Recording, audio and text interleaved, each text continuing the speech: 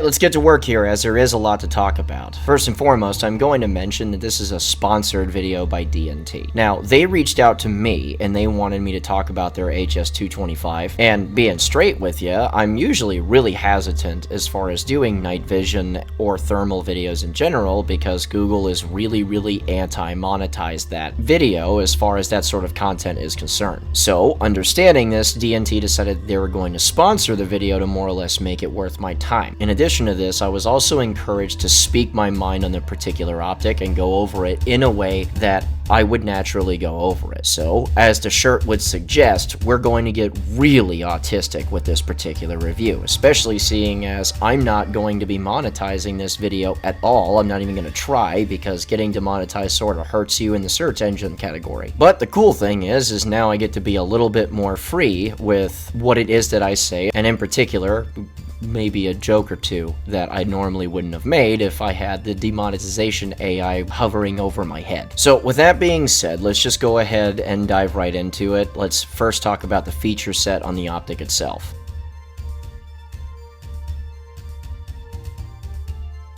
Now, as previously mentioned, this is the cheapest individual product in their Hydra line. This comes in around about $800 to $1,000, depending on where it is that you look. Now, I gotta say, when I look at a thermal scope that starts at 3 power and also starts at under $1,000, I'm generally pretty skeptical. Not gonna lie, also, when I am in a video that is being sponsored directly by the people that are like, yeah, go ahead, speak your mind, I'm also sort of skeptical, if I'm being honest. But as far as feature set is concerned, it's fairly straightforward. You have a thermal device that can be used as a handheld, a clip-on, or a dedicated rifle scope that's powered by 18650 rechargeable batteries that can also be recharged either from the power pack that they provide or through the actual optic itself, albeit via the nature of these sort of optics, trying to charge it while the battery is inside of the optic through the USB port is going to be pretty slow. That said, it doesn't really hurt to have a charging method because options are options. In addition to this, you got your power power on, power off, and it also goes into a standby mode, which really helps out the fact that each individual battery has about 4.5 hours of continuous runtime. Going into standby mode really elongates a lot of that battery usage. In addition to this, you have different view modes as far as the thermal image is concerned, because you have your standard white hot, black hot, red hot, and iron hot, so at the very least you can more or less get a better idea of what your imagery is going to look like. So at the very least you have a better idea of what the individual image that you're looking at is looking like if you have different ways to look at that contrast. Also, we have a pretty expansive menu suite in here that doesn't just help with different reticle types that you want to use, it also helps with a little bit of AI assisted image clarity, which we're going to talk about a little bit more later, but it does help out with clearing up the image. A fairly straightforward zeroing process, and like a lot of similar products on the market, you also have the ability to save different zero profiles on this particular optic, which helps especially if it's in a dedicated role, because you can just shift between different ammo loads that you would normally use without having to worry about the dope shift that you would traditionally have to deal with in daylight optics. Also, because it's a digital interface, just saving these is going to be a little bit easier as far as retaining that zero, because I don't have to worry about mechanical click over and that sort of stuff, which is never all the way accurate, especially if that scope is used. Also, there's a record function where a quick tap gives you about 10 seconds and then a long press gives you significantly longer than that, which helps out with not just collecting the data that you need to collect, but what you can also do is pull the files off of the optic itself and share them around however it is that you want to. This also includes an app that DNT uses where you can share files and that sort of stuff, or even live stream it if you have the capability to do so, usually through Bluetooth on your phone so that you can actually broadcast what it is that you're shooting at. And in addition to this, we have a fairly standard mount that cantilevers it either forward or rearward depending on how it is that you mount it up, and of course you can adjust your focus and sharpness through your front and rear lens. So as far as feature set in the optic, it's more or less fairly complete. There's a lot of different thermal products in the world right now, and generally speaking they follow this format in general. So the fact that none of this is really missing is a big plus. And in addition to this, you can also change mounts on it, as for instance, ADM makes a QD mount that you can use this for, and we'll talk about why that's relevant here in just a bit. Point is that as far as feature sets go, with regard to price point, honestly, it's pretty nice considering, you know, a lot of times when you look at the cheaper line of optics from anywhere, a lot of features start getting deleted from things in order to save cost or in order to make the manufacturing process a little bit easier. The fact that all this is present so that you can actually do those things is pretty nice. And in addition to this, also, one of the reasons why they even include the ADM mount in the first place is because, well, this thing can be used as a clip-on as previously stated, which also means that as far as the reticle jumping and that sort of stuff is concerned, or at least the reticle options, you have the ability to set this to clip-on mode so that the reticle disables itself, and now the zeroing process for the optic revolves around getting the digital image centered up with the optic that you're using. So as far as feature sets are concerned, we're pretty stacked up, but realistically speaking, how does this thing actually perform?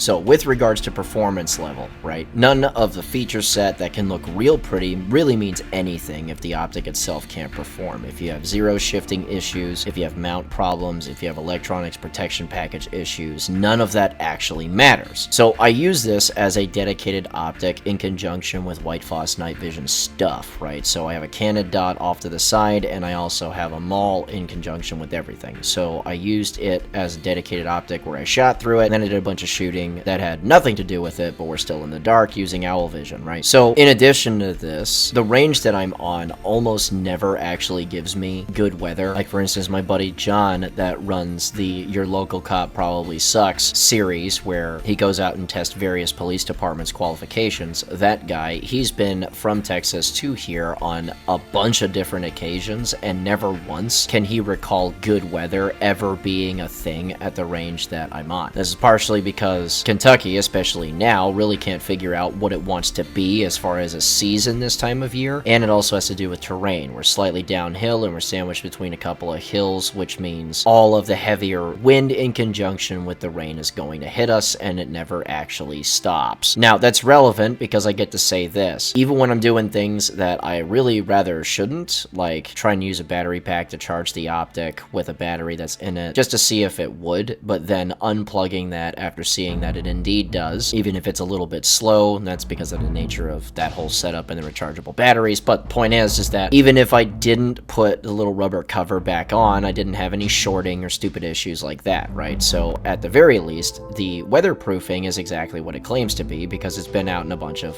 well, weather. As far as its recoil rating is concerned, a whole lot of people claim a whole lot of different stuff, and claiming 50 BMG, okay, yeah, that's fine, I guess. I've also been lied to before. That said though, with all the shooting that we're doing and that sort of stuff, I've noticed at the very least, and we'll talk about this again, but I can consistently get like 2.5 inch groups at 200 with this, and you kind of can't get that after a bunch of shooting if the recoil rating isn't actually what they claim. And as far as the mount is concerned, nothing came loose on me. After a while, I just kind of quit checking the screws because I just don't have to, and at least for me, that checks a lot of the really big boxes as far as whether or not I'm even going to take this seriously in the first place, because it does its job. It does what it's supposed to do. So the foundation is there, so let's talk about the optics performance, even under circumstances that you're trying to make a little bit more difficult. Now, the specs that are touted in the HS225 are entry-level specs. That's exactly what this optic is supposed to be, which, especially for the price point, that's fine and dandy, but still you can run into performance issues regardless of what people claim or put on a box. So a really great test that I've seen for optics like this is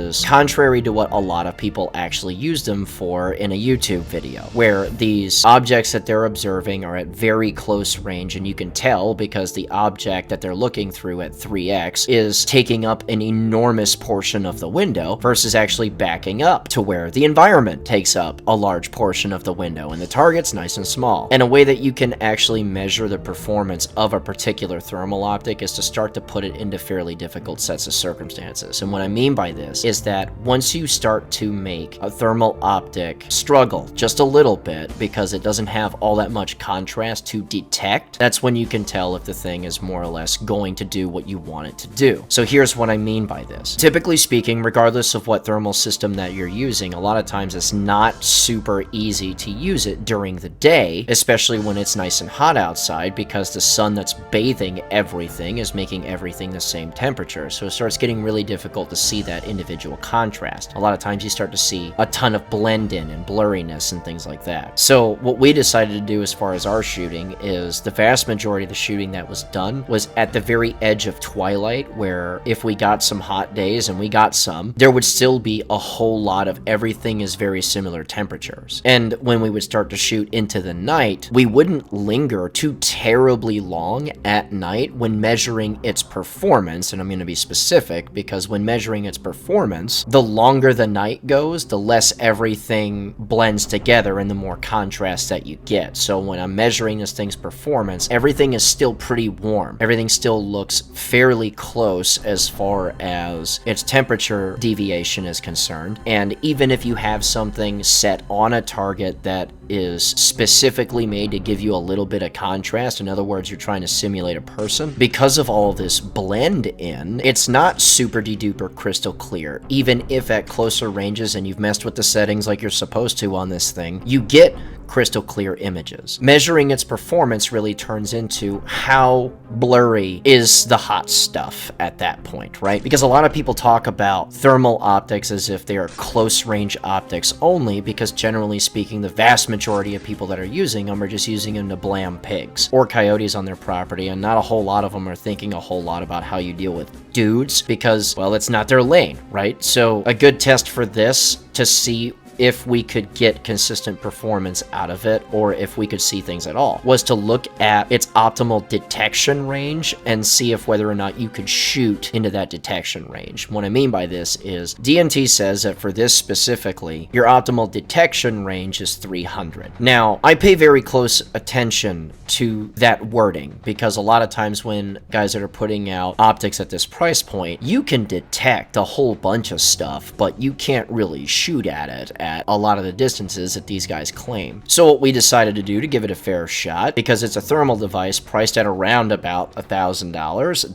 that starts at 3x, which we'll talk about here in just a second, we decided on a middle ground that more or less gives you the ability to detect and then shoot things and see how it went. So that for us was 200. We figure that's well inside the detection range for it, and you should have adequate performance. In addition to this, as previously stated, we made sure that the environment was more difficult for thermals in general, because we're either shooting during twilight or just barely after that sun goes down, so the rest of the environment mostly looks the same. But to more or less simulate a person, we have a C-zone size steel plate that we strap a 2-liter filled with water via Gorilla Tape to. So if we hit it, great, we get a really cool reactive target. And also, generally speaking, it doesn't really matter how much people try and cover up, they usually project some sort of heat unless they're deliberately trying to hide from you and are also very good at it. So what this turns into is, if the optic is up to snuff, the little bit of contrast that's provided gives you enough for you to place a consistent shot and a hit at those distances without much trouble, even if the environment is more difficult on you, regardless to how much you've messed with your clarity settings. And what I will say is, the images that you're going to see are not the coolest, crispy quality clips that you could possibly see, and that was more or less done on purpose to see if we could actually use the thing at these distances, because if you're using thermal against dudes, you don't really want to be in their face while you're using it. You more or less want to try as hard as you can to not be the easiest to detect thing on planet Earth, which means trying to back up. So we figure this to be a realistic test, we figure this to be a realistic distance, and I'm happy to say that even at their entry-level product, you can consistently hit at these distances. The clips that we've got here, as you can probably imagine, we've only got so many 2-liter bottles that we can fill with water and then destroy instantly, right? And I will say, regardless to whether or not we were closer, whether or not we backed up a little bit further or whatever, it was pretty easy to get that contrast, figure out what we needed to filter through, even if the environment all around these targets was very hot, because we did a little bit of day shooting or just before twilight shooting where everything looks the same and you're still able to discern the little differences required to place an accurate shot. Now, the daylight stuff that we did was a little bit closer, and this was also early on, so we're at about a football field. But still, as you can even see in the images, everything looks basically the same because of all of the heat that's coming down from the sun on these plates. These are unrealistic targets because they don't project the same things that people do, blah blah blah, and you can still get consistent hits regardless. So, at least to me anyhow, it's a tremendous testament to the quality of the product, even if it's a starter product. And that's the biggest thing, is that as far as performance goes, and as far as price point in conjunction with performance, this thing is punching well above its weight. And that's the biggest thing to really take away from that. Now, of course, there are going to be a couple of cons to using this, so let's go ahead and go over those, but I will say there really are not all that many. But the principal complaint that I've got, or con that I've got to this particular product, has to do with signature. I can get around a lot of different stuff and I can compensate for a lot of different things, but the signature on this thing in its default state is kind of loud. Now, a couple of ways to get around some of this stuff is you can adjust your brightness on what it is that you're looking at through the optic in the first place, right? So as far as brightness goes, especially with the nature of the optic itself being what it is, at least to me, you are just not well served leaving this thing on as bright as possible, because it kind of really screws up your night vision, number one. And number two, if you leave it at its brighter settings, it's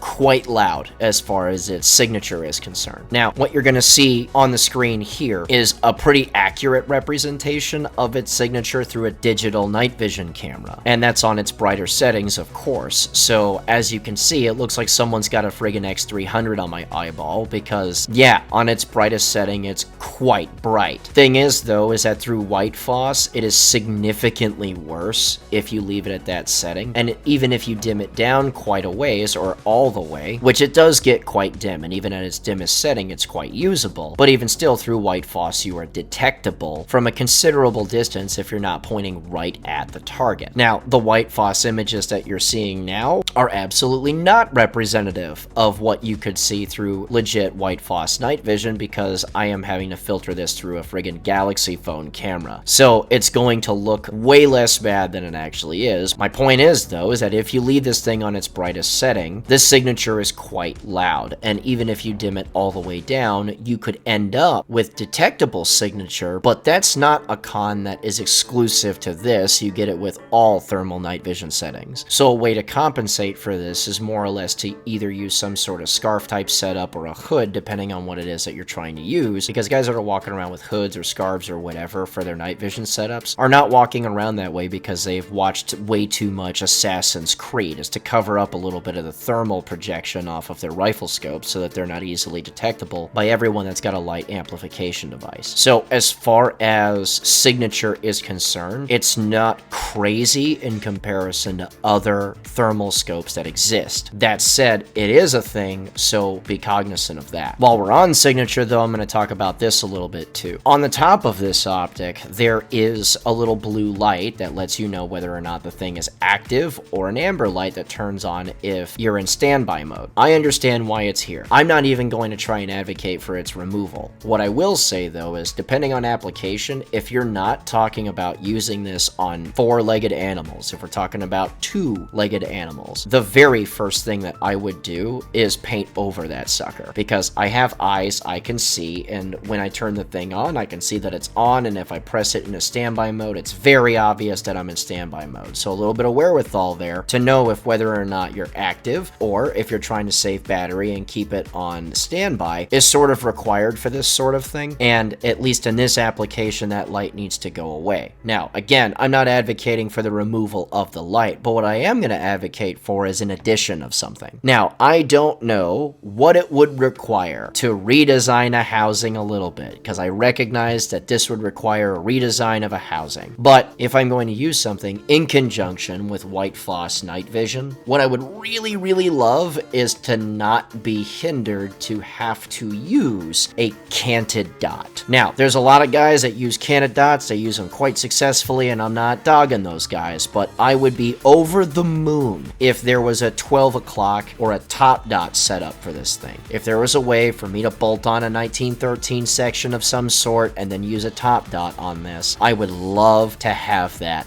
today, because that allows me just a little bit of flexibility in that regard, and it addresses a couple of shortcomings with canted dots in that, yeah, it's easier to shoot really good with a canted dot, but this ain't about just switching shoulders either. It has to do with really, really harsh angles in really crappy environments and that sort of thing. And what it also helps out with, at least for me, is that it allows me the flexibility and the redundancy to use the thing with white light or night vision or passive or whatever, and I can switch shoulders really easily. And in addition to this, I just don't have to cant the gun. So I recognize that I might be in the minority on this, but when we're talking about this application in particular, this is just a preference that I have. So if there was a top dot add-on for this that DNT were to come out with, and fingers crossed, I really hope that they do something like this, I would be over the moon about it, and it would address the teeny tiniest little preference that I have that no one else is going to have, but it would be super dope if it was there nonetheless. Look, I've seen a lot of people doing reviews of this optic in particular online, and lots of guys that are talking about using it as a hunting implement. In addition to this, I'm also seeing lots of guys talk about how it can be used as a clip-on. So they're using a 1-4, 1-6, 1 to whatever, and throwing this guy out front. Now, this optic is certainly capable of doing that, and it's capable of doing it fairly well, because you can see where the ADM mount sort of comes into play here, because it's fairly small as far as its footprint. You just kind of bolt this on in front of your stuff, and there you go. You have one really long tube of stuff that you can use for that particular application. Me personally, though, I'm actually not using this in that format, and that's for a very specific reason. My specific reason for using this is for integrating it into a white phosphor night vision system, to where you have different packages that you would use for day or night, and how do we actually integrate all of that into one system so that you can use that for whatever it is that you want to use it for. for. And look, while I certainly understand the application for four-legged animals or four-legged predators, my focus on this, because I figured that it would be a little bit different as far as talking about the whys behind a lot of stuff that I'm doing here, would focus around the two-legged animals, or the two-legged predators. And what this means for me is that I'm not going to use this as a clip-on. I'm going to use it as a dedicated optic with enough redundancy to make it useful for both a day or a night package. So let's talk about the entire system that revolves around this, because I don't just want the capability, I also want a little bit of redundancy in case one thing has to bleed into another. So let's get into that.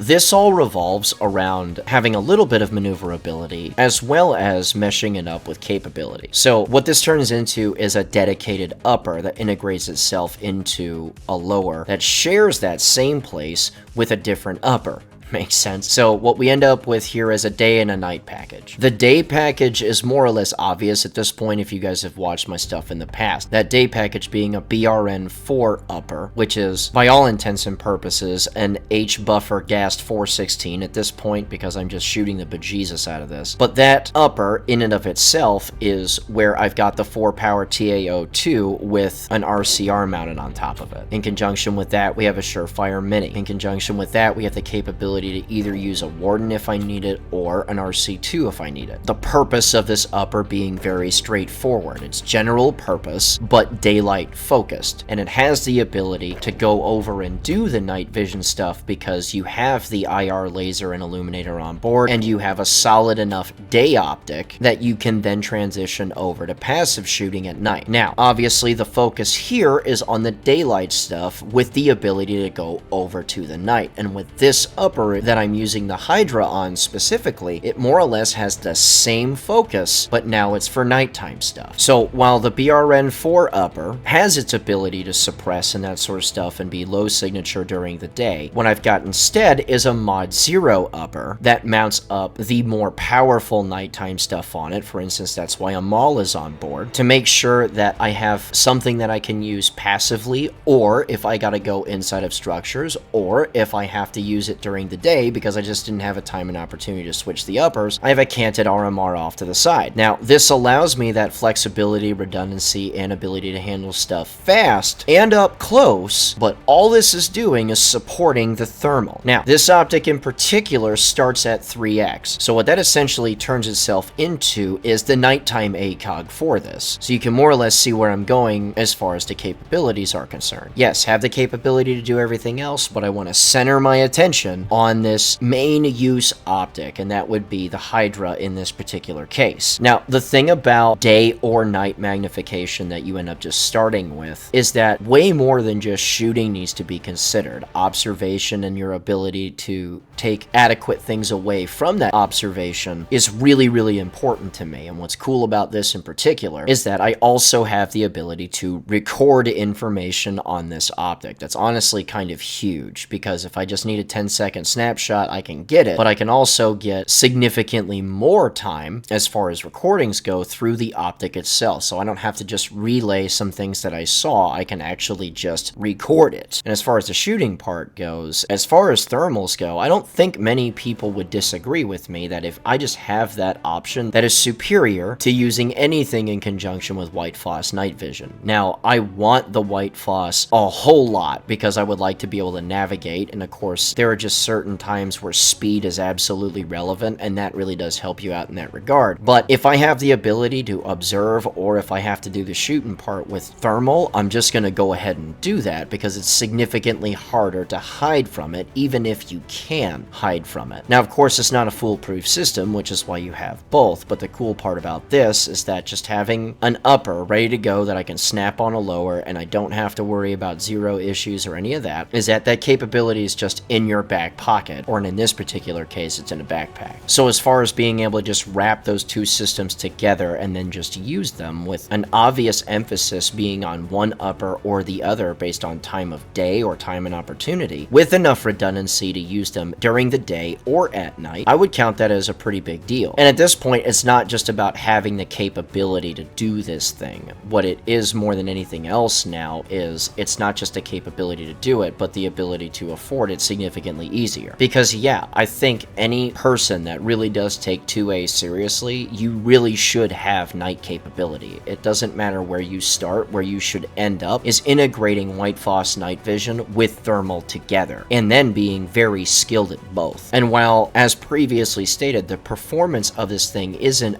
utterly earth-shattering, what is worthy to note is that that's not the intent of the HS225. The intent of the HS225 is to get you in the game with something that will actually work, get you started, and then get you to the next point. That next point would be upgrading into different systems and integrating different advantages into your overall thought process. And frankly, this does that really, really well, because most of the time when you see thermal optics that are at this price point, it's usually just a gimmick or an unreliable piece of fucking garbage. So now that we've talked about its feature set, its performance, and its overall integration into systems that I would personally use, because I think I might be the only dude on YouTube that's doing this particular model in that application in the first place, let's go ahead and just do a summary on this.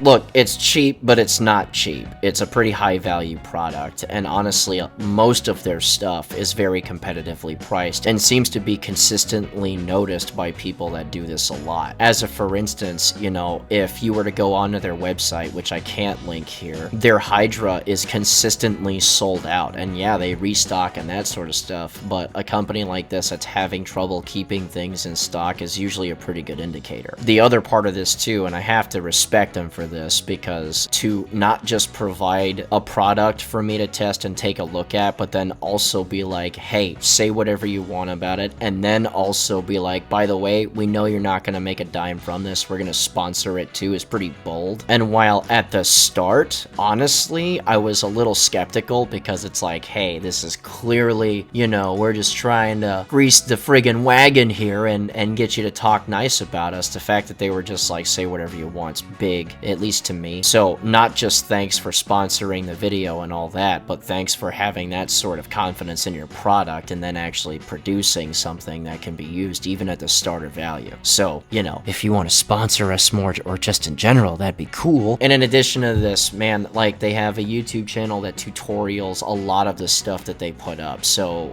any setting that you want to mess with, the zeroing process, whether it's clip-on or as a dedicated optic or whatever, they basically got you covered. They really seem to be the kind of guys that want this to go out there. They want guys to use their stuff, and they want it to be affordable for guys that have to actually use the word budget in their day-to-day lives, right? So, you know, mad ups to them for doing all of that. And look, at this point especially, and especially after the amount of use that I've got through it, and what is essentially, as far as thermals go, their lowest quality product, if this is their lowest quality product, I'm 1000% down to check out the other stuff that they've got. So while I can't link their website, I'm pretty sure that you can find it. I will leave a link for their YouTube channel, because it's a pretty good starter guide for a lot of this, and I looked up a bunch of their stuff just to see what there was to see, to make sure that I wasn't gooning things up. And frankly, I've got enough confidence to where pretty much anything that I have in my hands from them is probably going to work. Time will tell for sure, but I have a lot of confidence in them, especially right now. So that said, speaking of links in the description below, if you want to come out and train with us, you absolutely can. We have open enrollment classes that are scheduled out to December at this point. If you want to schedule a private class with us, you can absolutely do that too. Link in the description below for my website, and the contact information there can be used to set up a private class with us. You guys are taking up a lot of time on the calendar, which is great, because private classes are pretty cool. If you want to support us through Patreon, you absolutely can, and if you want to get something out of that, $41 a month gets you as much open enrollment training as you would like, aside of logistically challenging things like a private class for fairly obvious reasons, or like a soft skin vehicle class for, again, fairly obvious reasons. In addition to that, our paid Patreon members get access to our videos a little bit early. I'm trying to get to the point where we're a week in advance. Right now we're a few days in advance. Or if you want to check out the rest of our little social media links, including the new Discord that I put up, links for all of this will be in the description below. And if, and only if, you liked what you saw in this video, go ahead and give us a like, a subscribe, hit the little bell notification, because that's the real subscribe button anyway. And remember, guys, a regular guy's firearm is the last defense against tyranny. Be easy.